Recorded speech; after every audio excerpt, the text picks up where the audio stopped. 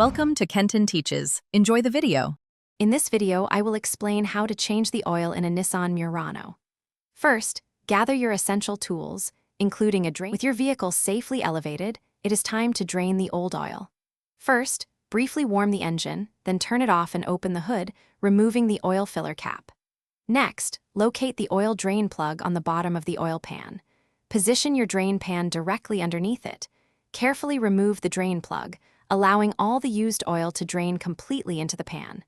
This step ensures maximum removal of contaminants.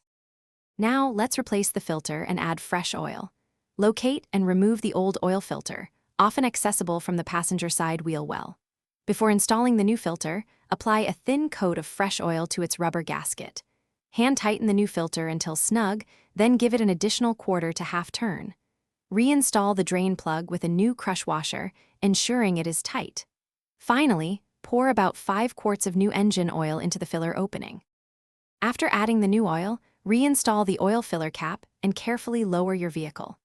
Start the engine and let it run for approximately 1 minute, carefully checking for any leaks around the drain plug or oil filter. Then, turn off the engine and wait 5 to 10 minutes for the new oil to fully settle. Finally, check the oil level using the dipstick, adding small amounts of oil if necessary to reach the full mark. Remember to properly dispose of your used oil. Thanks for watching. Please subscribe if this video was helpful.